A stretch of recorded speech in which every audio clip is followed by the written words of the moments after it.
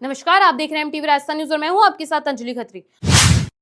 भारत और पाकिस्तान के बीच तनाव के बीच एक ऐसी खबर सामने आई है जिसने कई परिवारों के चेहरे पर फिर से मुस्कान ला दी है। पिछले करीब 1.5 साल से जिन शादियों का इंतजार किया जा रहा था, अब उन शादियों की उम्मीद फिर से जगी है। खबर है कि करीब 150 पाकिस्तानी दुल्हनें भारत पहुंच चुकी हैं। इनमें से कई युवतियों की शादी भारतीय युवकों से तय हो चुकी थी, लेकिन भारत पाकिस्तान के बीच तनाव और वीजा प्रतिबंधों के कारण यह शादियां लंबे समय से अटकी हुई थी। अब विशेष मानवीय आधार पर मंजूरी मिलने के बाद इन परिवारों को राहत मिली है। आखिर क्यों अटक गई थी ये शादियां? मई 2025 में पहलगाम आतंकी हमले के बाद भारत और पाकिस्तान के रिश्तों में तनाव काफी बढ़ गया। इसके बाद भारत ने ऑपरेशन सिंदूर के जरिए आतंकी ठिकानों के खिलाफ कार्रवाई की। भारत पाकिस्तान के बीच तनाव बढ़ने के बाद वीजा सेवाओं पर भी असर पड़ा। वाघा अटारी सीमा से आवाजाही बंद हो गई। इसका सीधा असर उन परिवारों पर पड़ा जिनके रिश्ते पहले से तय थे। कई दुल्हनें पाकिस्तान में थी और उनके होने वाले पति भारत में। शादी की तारीख तय थी, लेकिन सीमा और वीजा की पाबंदियों के कारण शादी आगे नहीं बढ़ पा रही थी। फिर कैसे बनी भारत आने की राह? इस मुश्किल समय में शदाणी दरबार ने इन परिवारों की मदद के लिए पहल की। शदाणी दरबार से जुड़े लोगों ने उन पाकिस्तानी युवतियों की जानकारी जुटाई जिनकी शादी भारत में तय थी। यह जानकारी केंद्रीय गृह मंत्रालय के सामने रखी गई। इसके बाद मानवीय आधार पर कुछ परिवारों को भारत आने की विशेष अनुमति मिली, लेकिन सुरक्षा को देखते हुए एक शर्त रखी गई। इन लोगों को जमीन के रास्ते भारत आने की अनुमति नहीं दी गई, उन्हें केवल हवाई रास्ते से भारत आने की अनुमति मिली। तीसरे देश के रास्ते भारत पहुंची दुल्हनें। भारत और पाकिस्तान के बीच सीधी हवाई यात्रा आसान नहीं होने के कारण इन परिवारों को दूसरे देशों के रास्ते भारत आना पड़ा। कुछ यात्रियों ने दुबई, मस्कट, कोलंबो या दूसरे देशों के रास्तों कनेक्टिंग फ्लाइट लेकर भारत का सफर पूरा किया। यानी सफर लंबा था, खर्च भी ज्यादा था, लेकिन मंजिल थी अपने होने वाले जीवन साथी तक पहुंचना।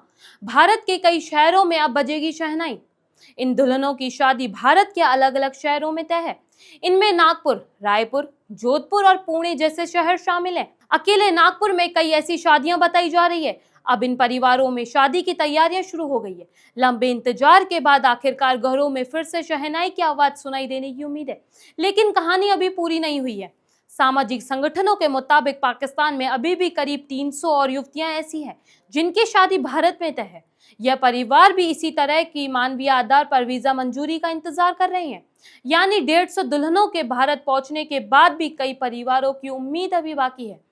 शदाणी दरबार की क्या है भूमिका? अब आपको बताते हैं कि इस पूरी कहानी में शदाणी दरबार इतना महत्वपूर्ण क्यों है। शदाणी दरबार पाकिस्तान के सिंध प्रांत में स्थित सिंधी हिंदू समुदाय का एक महत्वपूर्ण धार्मिक केंद्र है। इसकी स्थापना करीब 1786 में संत शदाराम साहिब जी ने की थी। विभाजन के बाद भी यह धार्मिक केंद्र भारत और पाकिस्तान के सिंधी समुदायों के बीच एक सांस्कृतिक कड़ी बना रहा। भारत के रायपुर में भी शदाणी दरबार से जुड़ा एक प्रमुख धार्मिक केंद्र है। इसी नेटवर्क के जरिए इन परिवारों की मदद के लिए पहल की गई। अब सबसे बड़ा सवाल, क्या शादी के बाद तुरंत मिलेगी भारतीय नागरिकता? इस सवाल का जवाब है नहीं। किसी पाकिस्तानी नागरिक की भारतीय नागरिक से शादी हो जाने का मतलब यह नहीं है कि उसे तुरंत भारतीय नागरिकता मिल जाएगी। शादी के बाद भी उसे भारत में रहने के लिए वैध दस्तावेज और उचित वीजा प्रक्रिया पूरी करनी होती है। कई मामलों में लंबे समय के लिए लॉन्ग टर्म वीजा यानी LTV की प्रक्रिया अपनाई जाती है। इसके बाद नागरिकता के लिए अलग कानूनी प्रक्रिया होती है। यानी शादी अलग प्रक्रिया है, वीजा अलग प्रक्रिया है और भारतीय नागरिकता अलग कानूनी प्रक्रिया है। नागरिकता अपने आप नहीं मिलती। सरकार दस्तावेजों, भारत में रहने की अवधि और सुरक्षा जांच समेत निर्धारित कानूनी शर्तों के आधार पर फैसला करती है।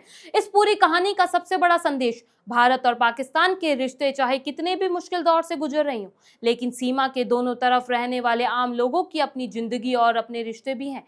इन 150 दुल्हनों की कहानी सिर्फ वीजा और सीमा की कहानी नहीं है, यह उन परिवारों की कहानी है जिन्होंने लंबे इंतजार के बाद भी फिर से उम्मीद देखी है। अब कई घरों में शादी की तैयारियां शुरू होगी, कहीं मेहंदी लगेगी, कहीं शहनाई बजेगी और कहीं लंबे इंतजार के बाद भी परिवार अपनी बेटी का स्वागत करेंगे। ऐसी ही विश्वसनीय खबरों के लिए जुड़े रहिए एमटीवी राजस्थान न्यूज के साथ। नमस्कार। आप देख रहे हैं MTV राजस्थान न्यूज, देश की अपनी आवाज।